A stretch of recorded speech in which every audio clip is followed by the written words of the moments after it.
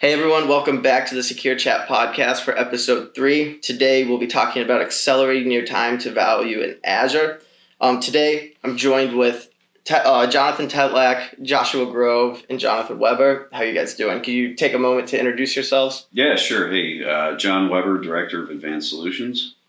Yeah, Joshua Grove, Solutions Architect. Jonathan Tetlak, Cloud Operations Engineer. Yeah, so the idea behind this podcast is just how we've seen things change in the industry over the past few years. We've had things like COVID, AI, even ransomware, coming to new heights over these past few years. And what we've seen is that a lot of clients during that time made a transition from on-prem to the cloud, whether it be for one of those 3 reasons or even something like legacy IT equipment coming end of life. So what we want to cover today is, since you've done that transition to the cloud and you've made it to the cloud, what are some of the misconceptions or what are the things that you're not considering that can optimize your environment? And we're here to kind of provide some expertise around some of the things that you should be considering when moving to the cloud. Weber, if you could explain more in depth kind of what are the struggles that people are seeing now that they're in the cloud? Sure, yeah, and you're right. There is an assumption that you're automatically going to save money and be more secure, right? And it's simply not true. You really must work differently to realize those savings. You need to think differently and get educated in order to enhance your security. So just take kind of a step back and look at, one of the common reasons that we see why people move to cloud. They might have end-of-life hardware. They might hit a capacity on a storage area, a SAN. So rather than spending a bunch of capital up front, hundreds of thousands, maybe millions of dollars on storage or hypervisor hosts, compute, they look at moving to Azure. They meet with Microsoft, they get the quote, everything looks great. They get there and, the costs are still high. It's easy to go back and look at those quotes and say, they built in an up to 72% discount. Well, the devil's in the details, right? That 72% discount is based on a 3-year reserved instance. And, 3 years from now, I would not expect your infrastructure to look the same. In fact, I would hope it doesn't. So maybe you're not ready to make that 3-year commitment up front. So you're doing the pay-as-you-go rates. And instead of spending millions up front on a capital purchase, you're just splitting that out into a monthly bill. So one common scenario or one example scenario we had was a small customer of ours, just like 30 VMs. They ran end of life on their compute, moved them to Azure, and we quickly found they had a 10-server Citrix farm that was supporting one app that was used for referential data. We found that app could be repurchased as SaaS, so we cut a third of the infrastructure out that was completely unnecessary. And if we'd have gone with the 72% discount, up front, and committed to 3 years of reserved instances, that customer will be paying for it for the next 36 months. Whereas I think it was about 2 months into the migration, we were able to cut out 1/3 of it. As you're on more projects, work with clients more, what are some of the common struggles or complaints that you see right off the bat? Well, without a doubt, at the top of the list is the skills gap, right? The existing team has managed a VMware, or a Hyper-V, or maybe even a Zen server, a KVM environment for a number of years, and they're familiar with that, but they're not familiar with the new platform. So there's a very immediate realization that they don't fully understand the platform. Additionally, during the migration, they've been supporting the existing infrastructure while they've performed the migration, and the way the schedules end up working is you're cutting groups of applications over at a time, and different business units, for whatever reason or another, can't migrate, and you're stuck in this, perpetual transitionary period, and the staff can never go back and close out the old things, reskill, get equipped to handle the new. So they're immediately behind on staying current on what they have migrated. During that migration process, what are some of the things that companies can do to make it less intrusive or make it a little bit easier on the staff that's helping out with that? Well, I think setting expectations is a big thing. A lot of organizations think that getting to cloud is the biggest hurdle. Getting to cloud is a hurdle when you don't understand the grander picture. But being able to modernize your application stack and continue to care and feed for the new platform, the new infrastructure, certainly becomes an added burden that the team is unprepared to address out of the gate.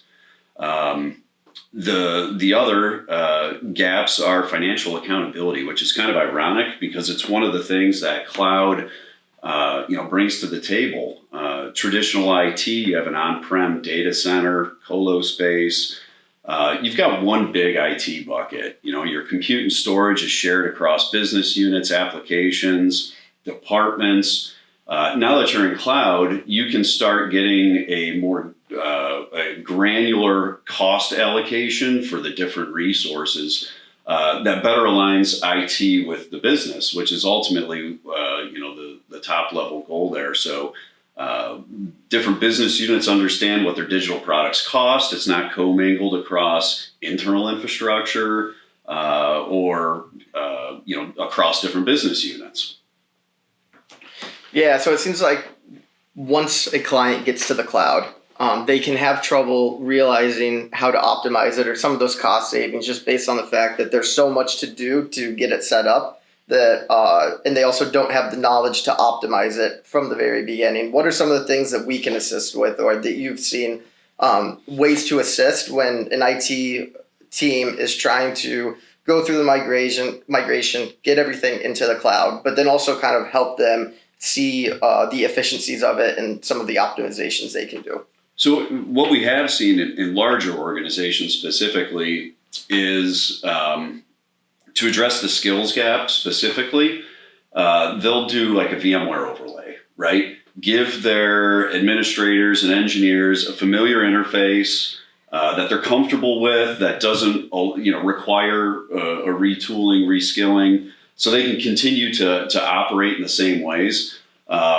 That helps to an extent, but it's at a cost, right? It's fairly expensive to put VMware on top of Azure, and quite frankly, isn't necessary if you have the right skill sets. Now, on the other side of the spectrum, we have seen organizations completely outsource their IT operation, which the tribal knowledge that their existing staff have walks out the door, and all the nuance that they understood between dependencies and teams and departments walks out with them, right? So those are kind of the far ends of the spectrum, and then you have everything in between. There's plenty of training available, right? The Microsoft Learn portal is good.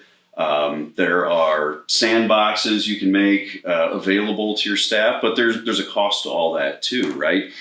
And just because you got a cert and you're an Azure expert, there's something that comes along with administering that infrastructure over time that you don't necessarily gain. You learn through mistakes, right? So you can be as educated as you want if you've never sat behind the console and provisioned a VM on your own to really see all the questions that get asked, or quite frankly, I talked about it before, financial accountability. One of the trade secrets, if you will, is having a great tagging program. That really allows you to connect the dots, specifically in terms of cost. But if you build that into your codified best practices, then it becomes second nature. If you've read about it and never done it yourself, then you don't know what you don't know. Yep. So we've talked a lot about cost optimization and kind of how we can make things more financially efficient. But as we've seen over the past few years with ransomware growing, the added kind of scope on security, making sure everything is secure. Can you go into some of the things that you can do inside of the cloud to make things more secure?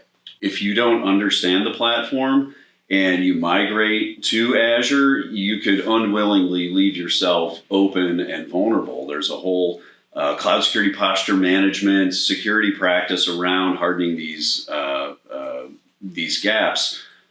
There's just things that exist in cloud that didn't exist before. Storage accounts, recovery service vaults. Your existing IT team, if they're unfamiliar with cloud, they're not going to know how to harden these things, how to enable soft delete and lock a recovery service vault so data doesn't get destroyed accidentally or intentionally, right? Yep. So it's the whole, again, you don't know what you don't know. Yeah, and when you're looking at security, do you think a lot of these issues come from the misconception that going to the cloud is already secure, or more a client or someone not having the understanding of the security capabilities? I think it's more the latter. I think that, there's an expectation of being secure in cloud, but I think that expectation is more around capabilities. I think that it's more the skills gap. It's, are you familiar with the interfaces? Are you familiar with all the feature sets and options that you have? Do you have a good data protection policy in place? Yeah, makes sense. So yeah, cost and security are big parts of, moving to the cloud and maintaining a well-architected cloud environment. But Josh, would you mind going over what are other aspects of a well-architectured cloud environment? Yeah, absolutely. So typically when we look at a well-architected cloud framework, we want to look at the 5-pillar architecture that every cloud platform adheres to. And those really come down to your performance efficiency, your operational excellence, your reliability, your security, and your Cost optimization. Thank you, cost.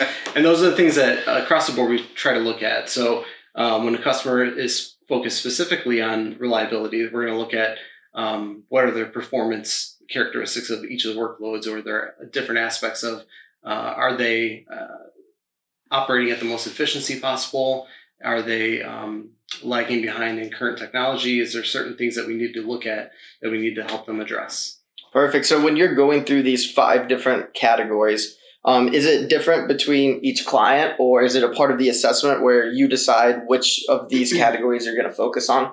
Well, the assessment itself is pretty stacked when it comes to the 5 pillars itself. Each customer doesn't necessarily want to focus on all 5 of them. They might have a really good handle on cost, for example, or there's a current customer that we've worked with where they had Microsoft come in and do a cost assessment for them, but they didn't have any handle on the other 4 pillars. So they really needed help understanding what that looked like. So when you don't forget that cost assessment, going back to before, that was based on 3-year RIs everywhere, right?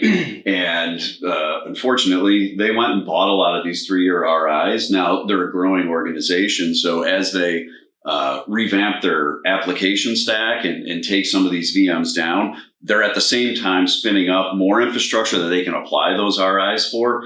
But just taking Microsoft's word and buying those 3-year RIs out of the gate is something that we would advise against. You really need a good tagging program and a thorough understanding of your application stack and all their dependencies. Sorry, Josh. No, so just help even sum up that portion. So one of the greatest opportunities in cloud that customers typically lose focus on is the fact that you can migrate to a SaaS or a PaaS platform. A lot of times Azure has that natively built into it to where they could leverage that, and they just don't capture that.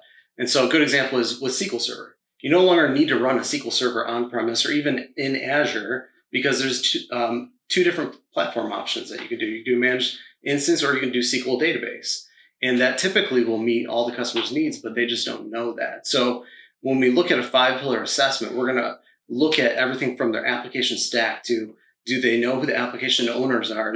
Are there things that they're lacking in terms of current technologies that they could utilize within the cloud that they don't have the opportunity when they're stuck in a legacy mindset of hosting something on a VM? Perfect. Let me tag onto that one too. So you think about in those scenarios, more often than not, when customers are moving to cloud, their application stack is pretty old. If it was refreshed, it's probably not on-prem. They probably repurchased as SaaS, or they've done some sort of, SAP is hosted somewhere else, right? Or they got an iSeries that's somewhere. The applications are the boat anchors to the OS, right? So moving to cloud also allows, like you have a SQL 2008 server or something on-prem.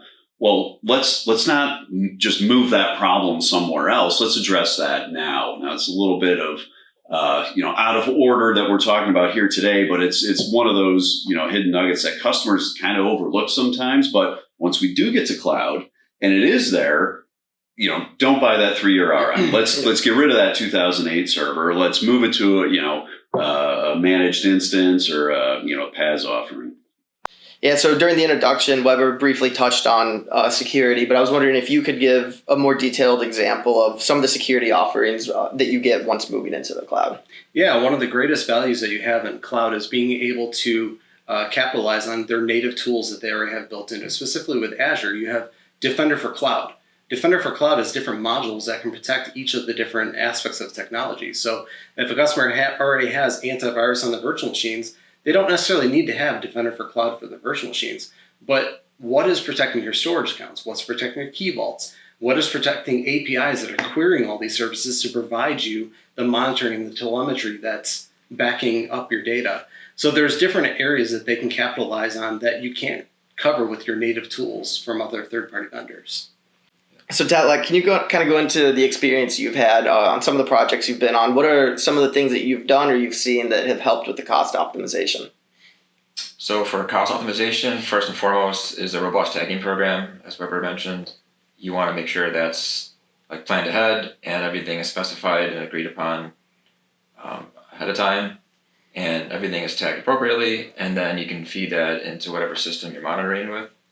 And we set up alerting. We have a best practice alerting and different alerts that we set up with metric and log alerts. So we have visibility into what's going on the subscription, and we can set up quotas and all that. So budgets are within limits, and nothing is a surprise. And we have email alerts coming through in case there are anything that is outside the norm or outside of the baseline. Yeah, so I've heard the tagging program brought up a couple times. Can you go more specifically, what within the tagging program do you see allows you to help clients with cost optimization? Would it be, for example, unneeded servers running, or maybe too many resources allocated to a server? Could you kind of go into that a little bit more? Yeah, there's application tags, so we know what is important, and we can attach VIP contacts to it, and we have reservations, reserved instances that we attach to it, so we can see what is the price or cost op. The cost center is important, so what department or who's the owner, who's responsible for the billing of the application, so we can easily figure out who's responsible for it, and then we can color code it depending if you do any dashboards with it. Then if new instances are spun up, then you can attach policies to make sure the tags are on there. So it kind of feeds into the whole Azure ecosystem. It's not just put a tag on there, set it and forget it. Yep. Yeah, that makes sense. So then moving away from cost optimization and getting into security, same question, kind of what have you seen on the security side as you're doing more of these projects working with clients? That Defender for Cloud is often not enabled, and if it is, it's not configured beyond out of the box. And so you need to go in there, configure, toggle all the options on, more than just servers, compute, and virtual machines and virtual infrastructure. There's storage accounts that have its own separate Defender for Cloud alert rule set, Kubernetes clusters, a lot of things. A lot of what we see from our customers is they're hesitant to enable things they're unfamiliar with. I don't have any Kubernetes clusters in my environment. Why should I enable this? Well, you don't now, but cloud has now enabled you to give your developers access to a resource group, and they're going to spin up a Kubernetes cluster, and they're going to make you vulnerable, and you're not going to have anything in place. So we want to go ahead and enable these things ahead of time to prevent you from future potential vulnerabilities. And enabling things ahead of time, does that? What are the advantages of doing it ahead of time versus doing it the first time Kubernetes comes into the environment? Lack of operational excellence. Yeah. It's just the change process. Developers, they're cowboys, yeah. Right? Everybody knows this. This is nothing new to cloud. Back on-prem, you had the same problems. People just make things work. To heck with what it takes to get there. So you have to bumper bowl them, so to say, to a secure solution by enabling these things ahead of time. And your typical IT admin that has only ever managed something on premise, they're immediately going to look at Defender for Cloud and get blindsided by the dollar signs that are in there. It shows you X amount of dollars for this service, but it doesn't show any resources that are applied to it. So they don't actually have a cost, even though they see the dollar sign. Gotcha. Staying on the topic of cost optimization, what are some of can you go a layer down and talk about in more detail cost optimization? Sure. First, In regards to native tooling, there's Azure Advisor. They give advisor recommendation digests, and they give you overhead 10,000 foot view of what's going on in your subscriptions. And to drill down in there, you can look through across the 5 pillars. They have cost management is a major one. So they recommend like low resource utilization, like reserved instances. They recommend RIs, and then you have to look into it to see if they're actually needed or not, because Microsoft does what they do best, and they want you to be committed to fully to Azure. And so if you're going to be retiring servers in 6 months or a year, then you wouldn't need more than 1 year RI, or maybe no RIs at all, depending on the resource usage of that resource. So some virtual machines might be saying they're low resource utilized, but it could be a dev or test. And if they are, then you can schedule them to be shut down. You don't need to get an RI for those. So it's a flexible instance, and that requires just management. You need like a 30, 60, 90 day window to management and look at what's going on. So dev test is a good thing to talk about because you will save way more money through automation of turning things off and back on during business hours when your developers are working than reserved instances. You can see, think about it. How many hours are there in a month, but you've only got, X amount of business hours in a month. Do the math. You're going to save way more money percentage wise than a 3-year RI. So if you can box in 9 to 5, Monday through Friday to have those dev servers up, that's the way to go.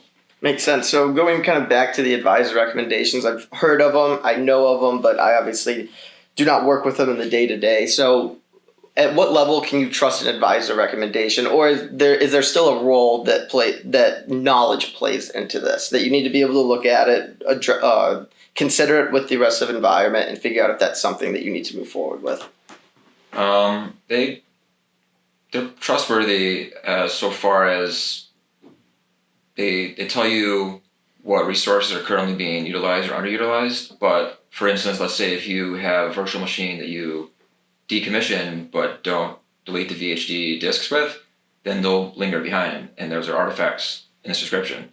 And then so from there, we implemented an Azure Advisor or workbook in Azure, and that will find orphan resources workbook, kind of like a dashboard overview, and it tells you from a high level also what lingering artifacts are in the subscription, whether that's virtual hard disks, which incur costs because they could be attached to recovery services vaults for backups, or network security groups, public IPs, which is a small recurring charge, but they still cost money, and they're left there until you delete them. So Azure Advisor won't always flag those to find cleanups, so you have to manually look around or use a workbook. Makes sense. One of the things to keep in mind with Azure Advisors is only as smart as the person that actually programmed it. So when you look at cost optimization, it's automatically going to tell you that you need to have a reserved instance, or it's going to tell you that this machine can be powered down from these hours because it's not performing. But what it doesn't determine is what the application is running within that VM. Maybe there's a specific reason it's only running those times, and it can't create patterns for that. So that's where you have to use some intelligence. Yeah, so we've talked about cost optimization, specifically Azure Advisor recommendations, kind of in my head, the VM level, but now getting to like the application level, what are some of the things you can do with cost optimization there? Yeah, again, getting back to the realization of what cloud can actually benefit an organization for. If you have a web server that's been running your organization, you no longer need to run it as an actual virtual machine. You can now look at cost optimization, which is saying you don't need to have this VM running. You can run it as a web app, which is going to be significantly cheaper. With a web app, you don't have the back-end infrastructure. You don't have disks. You don't have different things that are underlying and causing it to increase the cost of that. And you also are addressing security because it's not an operating system that requires patching that gets missed, or that OS is going to go into life at some point, right? So. Yeah. There's typically a lot less, there's a lot more controls around an actual PaaS offering. Anytime you remove something from a virtual machine, you have less services that are running. So there's less security vulnerabilities. We've talked about cost optimization and kind of the different things you can do there. But what about then when it comes to security? Because saving money is great, but we also need to be secure. For security, the Defender for Cloud needs to be enabled. Defender for Cloud endpoint can be pushed out It's antivirus that can hook into Azure. You can use Azure Sentinel or just have logging and alerting. In addition to what you would install on normal virtual machines, antivirus agent or endpoint. And then certain areas of Azure, you can't install any agent. So that's where Defender for Cloud will hook into storage accounts, key vaults, making sure any keys are the right encryption. You can set an Azure policy, which connects to the key vault, which has logging. So if anyone does, you have granular policy to either disable it or not enable that to happen. But if it does happen, like an audit-only policy, then you can get an alert on that, and then you can know someone is creating this key that's not of this key strength in this key vault. So a lot of those security policies falls into the platform realm of PaaS and SaaS offering, which Azure is full of like 170 services. So, and most of them connect in to the Defender for Cloud ecosystem. Gotcha. So you want to make sure that's enabled, and you want to make sure your action groups are set up either with the correct email distribution list, or they connect directly to your ITSM, ServiceNow, for example. And yeah, you want to make sure that's all tested and working and tested often. Yeah, that makes sense. So when you're kind of analyzing an environment and you're thinking about cost optimization, you're also thinking about security. Do you think of them together at the same time, and there's a little bit of a give and take game there, or are they two independent things that are assessed differently? It's a good question. I think from our perspective, everything is assessed to be the same because they're all linked and interconnected. One requires another. Especially in regards to security, you can have all the alerts go off, but if you're not receiving them, then who's going in manually to check them, or who's triaging them, who is set up?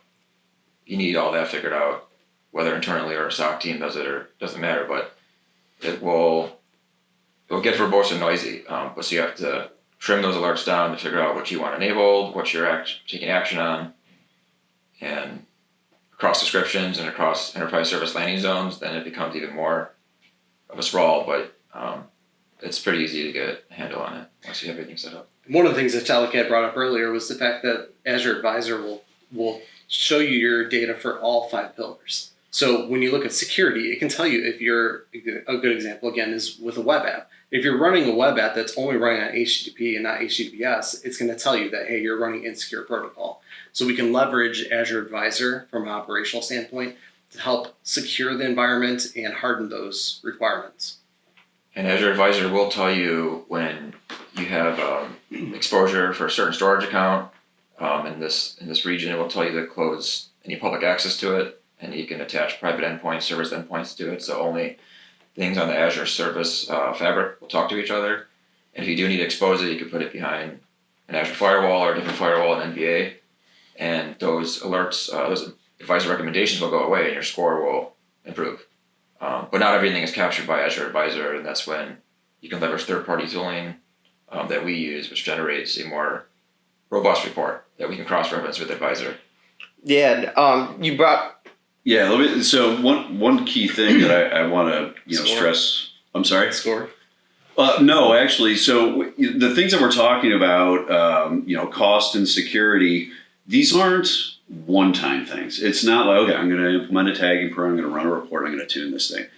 FinOps is got to be built into your organization once you go to cloud. You have to have financial accountability for those resources, and building that into your operation is essential to success in Azure.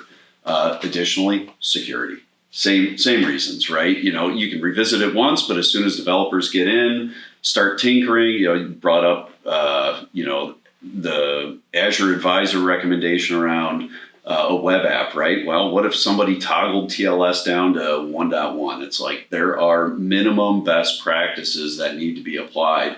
And our operation, maybe John, you can talk about, like we leverage third-party tools as sort of a check and balance in there. Yeah, we do. And it generates a really long report that we cross-reference with Azure Advisor. Advisor doesn't really go in depth, I would say, from what I've seen. So that's where the report comes in, and then we cross-reference and we open up more changes to remediate any of the high priority ones, and then filter it down as the best practice, best effort to get to the lower priority ones, of which there's hundreds. But that is... And we've got partnerships with other third-party vendors, right, to leverage their security tooling as a check and balance, right? Do you trust Microsoft to tell you everything that they're doing is accurate? Well, no, trust but verify, right? So, we bring external tools to the conversation to be able to back up, say, hey, we didn't just follow this, but we validated it with that, right? Yeah, so it's fair to say that Azure Advisor recommendations are a great tool and they're helpful, but they need to be checked against something else with also knowledge about the system to figure out what are the best ones to act on, and what really needs to be done to make the environment as efficient as possible. Yep. Yeah, so as I've worked with the tagging program and seen the different parts of Azure and the data you can get out of it, one thing that I've found really helpful to make sense of all the intricacies of Azure, specifically the security side, is the secure score that just rolls up into a nice number. Can you explain kind of what goes into that and how that number is made up? Sure. Your secure score is really your recommendations that are based solely around security. So you have everything from a high to medium to a low recommendation.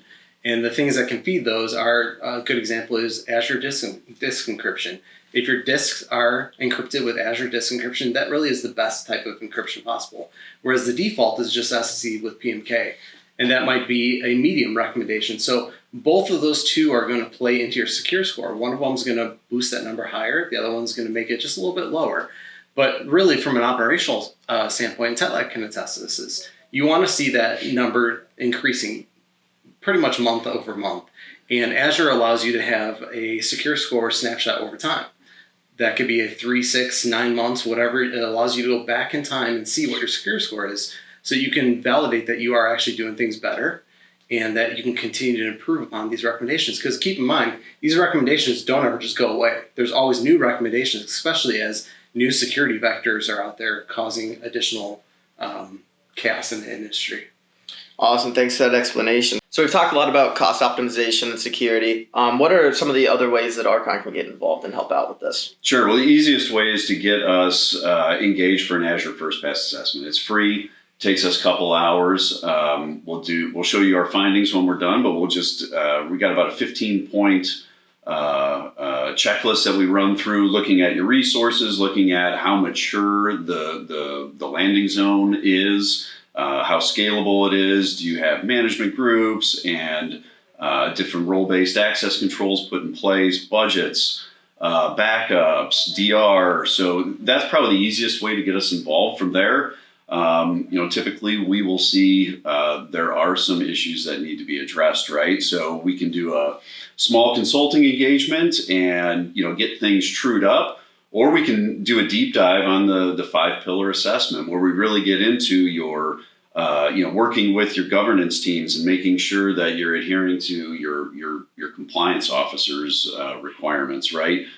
Making sure that you get a tagging program deployed, implemented, and that there is a FinOps practice started within your org, right? A couple examples.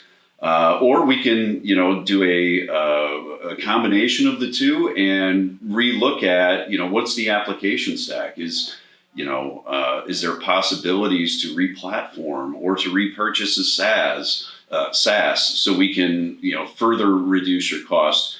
And then, finally, we can manage it all for you. Allow your teams to up level and go above and let them focus on the application and leave the dirty work to us, right? There's a lot of, the ASC default policy itself has a lot of compliance, I shouldn't say compliance checks, but it has a lot of security checks. With the average churn of any particular environment, Josh alluded to it earlier, there's no shortage of things that pop up. And if you're not on top of those, you're vulnerable, right? You've really got to have a good practice in place that stays on top of that. So we can go as far, and wide as a customer would like. But it all starts with that first pass. Well, that was a great podcast episode. I myself feel like I've learned a lot about the different aspects of Azure. Josh, Tetlak, Weber, I want to thank all you guys for joining and providing your expertise on this. If you're interested in learning more, click the link below where we can give you an objective evaluation about your Azure environment through Azure First Pass. And be sure that you're following all of our social media as well as visiting our website. Thank you.